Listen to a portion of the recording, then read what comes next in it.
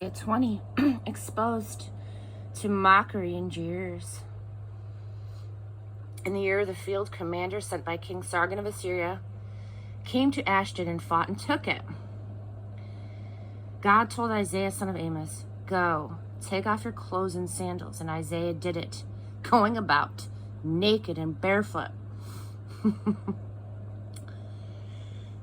Then God said, "Just as my servant Isaiah has walked around the town naked and barefoot for 3 years as a warning sign to Egypt and Ethiopia, so the king of Assyria is going to come and take the Egyptians as captives and the Ethiopians as exiles.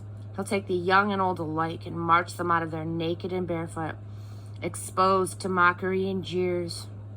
The bared buttocks of Egypt on parade. Everyone who has put hope in Ethiopia and expected help from Egypt will be thrown into confusion. Everyone who lives along this coast will say, 'Look at them, naked and barefoot, shuffling off to exile.'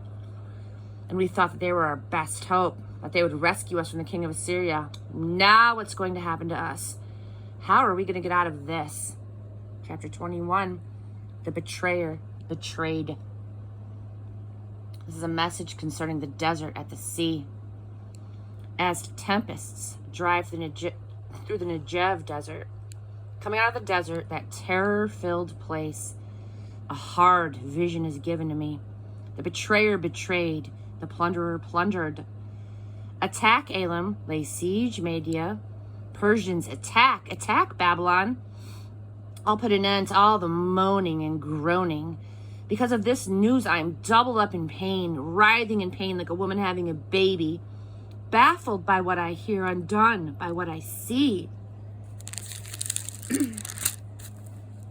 Absolutely stunned, horror-stricken. I had hoped for a relaxed evening, but it's turned into a nightmare.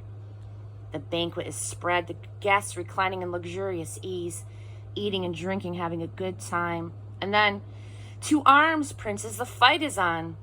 The master told me, "Go, post a lookout, have him report whatever he spots. When he sees horses and wagons in battle formation, lines of donkeys and columns of camels, tell him to keep his ear to the ground, note every whisper, every rumor." Just then, the lookout shouted, "I'm at my post, master. I'm sticking to my post day after day, and all through the night, I watched them come, the horses and wagons in battle formation. I heard them call out the war news in headlines. Babylon fallen, fallen, and all its precious god idols smashed to pieces on the ground. Dear Israel, you've been through a lot. You've been put through the mill. The good news I get from God of the angel armies, the God of Israel, I now pass on to you. This is a message concerning Edom. A voice calls to me from the Seir Mountains in Edom. Night watchman, how long till daybreak? How long will this night last?" The night watchman calls back, "Morning's coming, but for now it's still night. And if you ask me again, I'll give the same answer." A message concerning Arabia. "You'll have to camp out in the desert badlands, you caravans of Dedanites. Haul water to the thirsty, greet fugitives with bread. Show your desert hospitality, you who live in Tema. The desert is swarming with refugees, escaping the horrors of war." The master told me, "Hang on. Within 1 year, I'll sign a contract on it. The arrogant brutality of Kedar, those hooligans of the desert, will be over. Nothing much left of the Kedar toughs. The God of Israel says so." 22, a country of cowards. This is a message concerning the Valley of Vision. What is going on here anyway? All this partying and noise making, shouting and cheering in the streets. The city noisy with celebrations. You have no brave soldiers to honor. You have no combat heroes to be proud of. Your leaders were all cowards, captured without even lifting a sword. A country of cowards, captured escaping the battle. You looked, but you never looked to him. In the midst of the shouting, I said, "Let me alone. Let me grieve by myself. Don't tell me it's going to be all right. These people are doomed. It's not all right." For the Master God of the angel armies is bringing a day noisy, with mobs of people jostling and stampeding in the valley of vision, knocking down walls and hollering to the mountains, attack, attack. Old enemies Elam and Ker arrive, armed to the teeth, weapons and chariots and cavalry. Your fine valleys are noisy with war, chariots and cavalry charging this way and that. God has left Judah exposed and defenseless.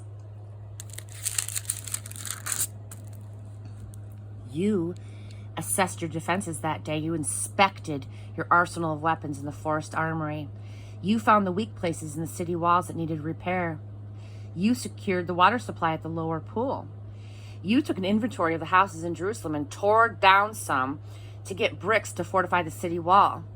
You built a large cistern to ensure plenty of water. You looked and looked and looked, but you never looked to him who gave you this city. You never once consulted the one who has long had plans for this city. The Master God of the angel armies called out on that day. He called for a day of repentant tears, called you to dress in somber clothes of mourning. But what do? You throw a party, eating and drinking and dancing in the streets.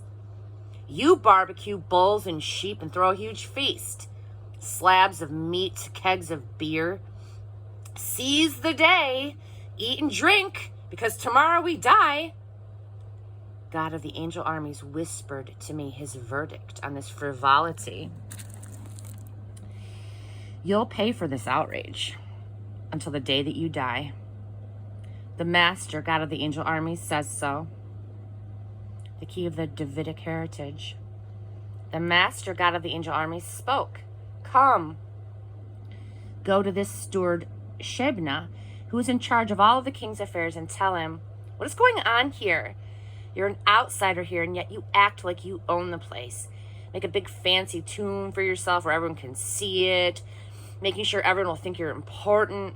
God is about to sack you, to throw you to the dogs. He will grab you by the hair, swing you around and around dizzyingly, and then let you go, sailing through the air like a ball until you're out of sight. Where you'll land, nobody knows, and there you'll die. And all the stuff you've collected heaped on your grave. You've disgraced your master's house. You're fired, and good riddance. On that day, I'll replace Shebna. I'll call my servant Eliakim, son of Hilkiah. I'll dress him in your robe. I will put your belt on him. I'll give him your authority. He'll be a father leader to Jerusalem and the government of Judah. I'll give him the key of the Davidic heritage. He'll have the run of the place. He'll open any door and keep it open. Lock any door and keep it locked. I will pound him like a nail into a solid wall. He will secure the Davidic tradition. Everything will hang on him. Not only the fate of the Davidic descendants, but also the detailed daily operations of the house, including cups and cutlery. And then the day will come, says God of the angel armies, when that nail will come loose and fall out, break loose from that solid wall, and everything hanging on it will go with it. That's what will happen. God says so.